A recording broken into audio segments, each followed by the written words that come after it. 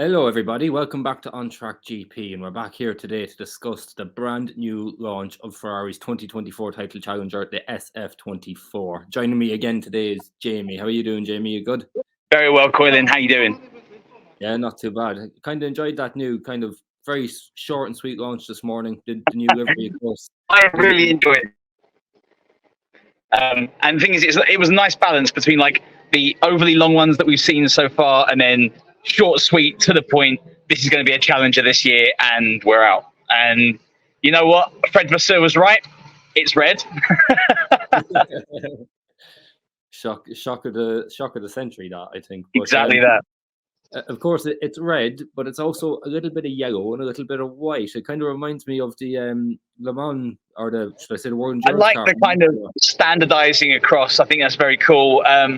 Red, white, and yellow works for me as a color scheme for Ferrari. I mean, it comes up a lot in our chats, but being a purist F1 fan anyway, red, white, and yellow for Ferrari works 100%. Yeah, definitely. Thinking of delivery just very quickly, knowing the success that they had last year with the World Endurance car, the 499P, and the kind of delivery on that we know is kind of very similar. You know, they won Le Mans last year for the first time in 50 years. They're very successful. Is this the kind of subtle way of Ferrari saying we mean business with this car this year? Small incremental gains with Ferrari across the board. And this year will be another example of that, because they are going to capitalize on what they did last year in a big way. Given what Sainz already accomplished, being the only driver to win, apart from a Red Bull driver, is the first point of that. But also, they've looked at their technical aspects and just small gains here and there, which have made a huge difference.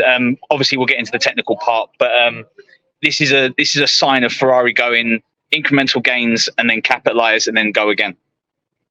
100%. Well, livery is one thing, but technical side, as you said, we'll get into it. And I kind of looked before we started shooting. I kind of side by side from last year, and the one thing that really stood out to me with this car was the simplicity of it. There's no more of the curved side pods. It's all nice, simple, elegant design. Even the front wing looks a lot simpler. Is Ferrari going in the case of going simple to go faster, or are they finished doing this like curved side pods and the whole lot? What's their idea for it this year? From my perspective, I think Ferrari have dropped some of their flair in order to be more efficient. I think that's a big part of the Ferrari ethos going forward anyway, is without being Red Bull clones, which is something that they are going to get a lot of detractors say, they have gone with simplicity over flair, which is a great thing for me, because I think they are on the right track. They were fast. They've looked at where they are dropping off during Grand Prix and have started to capitalize on that. The big thing for me is going to be the ground effect, the floor, and then the Venturi tunnels. That's going to be huge for me, because I think that's where they're going to capitalize the most and really force that ground effect. I also read that they're going with a pull rod system as well, so they'll be looking more anti-squat, anti-dive, and they are going to echo the Red Bull design, but that's going to be a recurring thing that we're going to see with a lot of cars, and a lot of detractors are going to say that. But if it works, then that's the way to close the gap to the championship leaders. Yeah, 100%. Like you mentioned, a lot of the teams, actually, I think nearly every team at the minute have almost the same kind of form side pods on, so it's definitely going to be a trend for this year. Yeah, exactly. And it'll be a trend for this year and next. And in terms of Ferrari, these 2 years are a great opportunity to really close the gap and be in the running with Mercedes and Red Bull come 2026. And this is the opportunity where the gloves are off for both drivers for this year, given that there's a change of drivers in 2025. But also, it's a chance for both drivers to have a car that is capable of taking on Red Bull consistently throughout the season. Yeah, definitely. And as you mentioned, the final year, these two drivers, Carlos Sainz and Charles Leclerc, will be teammates together at Ferrari. What's your initial thoughts for either of them? Do you think one will do better than the other? Do you think Sainz will go all out? What do you think? So I think, and I've sort of said this about other driver partnerships, but again, it's gloves off. Sainz has nothing to lose, the same as we'll talk about with Perez in a few days' time.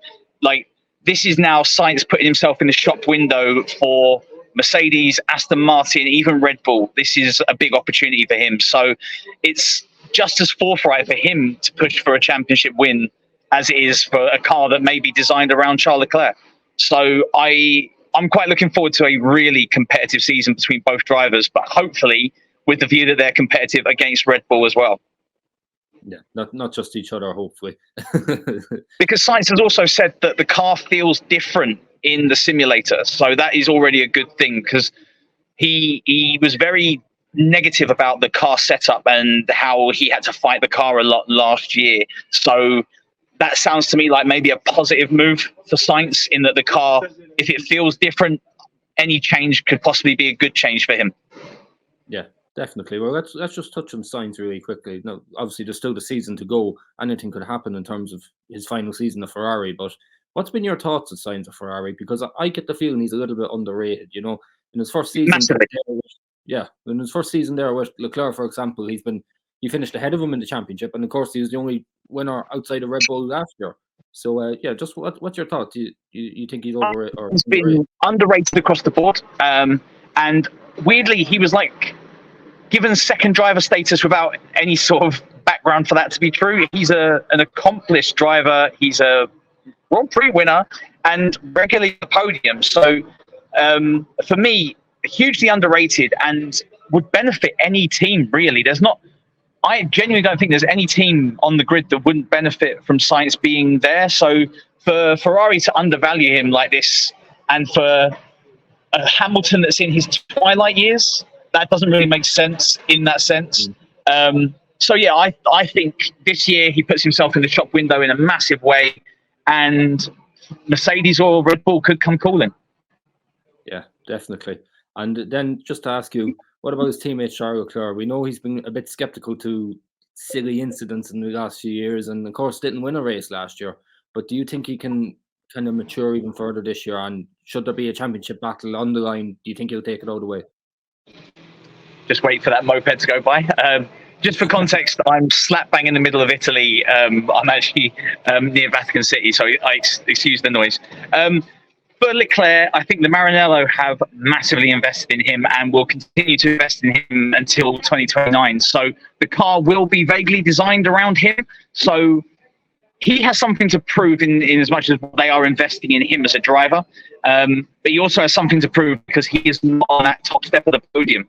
And that, to be a number one driver at a team, that is bare minimum, is to be challenging for number one. So if the machinery is going to be more competitive, then Leclerc needs to be more competitive. The silly mistakes, they are less frequent now, would be a big thing, but he is still has a tendency towards them. So if he tidies that up, I don't see why he won't be challenging at the front way more often. And at bare minimum, challenging Hamilton, Russell and Perez, if not Verstappen. So that would be big for him this year. Yeah, for sure. Okay, so just to finish with Jamie, Frederick Vasseur, just to get your thoughts on him. You know, I was listening to a podcast last night on my way home from the studio here, and Vasseur, and he was kind of laughing and joking, but when he started talking, you could tell he's a really serious guy. Now, he has his first season under his belt at Ferrari, team principal. This year, you can argue this is where we're going to see the real changes he's bringing in. What do you think he can achieve this year? Is he the right guy to push the team forward? Yeah, I'm a big fan of what Fred Vasseur is doing, and he is evident of how change and progress is a good thing, but it also comes at a cost. So the cost at the moment is for Carlos Sainz, because change in driver setup, but also change in how the car looks, and being progressive in their aerodynamics, and actively saying that what we were doing wasn't working, and here's how we change it for the better. So I'm a big fan of Fred Vasseur. I mean, he'll soon become the laughter of the paddock now that Günther Steiner's gone, so that's good. Always good to have a joker on the grid, but he takes the job very seriously, and I'm really enjoying what he has done with Ferrari so far, and I can see a lot more positive changes and an upward trajectory for Ferrari for the next 2 years. Yeah, definitely. Well, he definitely is a joker. He had me in a few giggles on the underground last night, but they always say it's the ones that laugh that are the most problems. So we'll have to see. Yeah. But, well, he guaranteed that the car will be red, so that's the. Yeah, well, he's not a liar anyway. That's the main thing. All right, Jamie, I'm going to let you go now. Thank you very much for joining me again today to discuss the car. You're more than welcome, Coylin. I'm off to Vatican City now. Nice one. It's a shame we didn't know sooner. We could have got you down to Maranello, but anyway. Yeah, well, we'll make the Maranello for next year. Yeah, for sure. All right, guys. Well, thank you very much for joining us again here on On Track GP. Make sure you keep it locked and loaded here. We've only a couple of car launches left, some big ones coming up, McLaren, Mercedes, and Red Bull. And then we'll be straight into preseason testing and, of course, the race weekend coming up. So make sure you stay tuned for all that. See you later, guys, and have a good day. Thanks. Take care, guys. Bye-bye.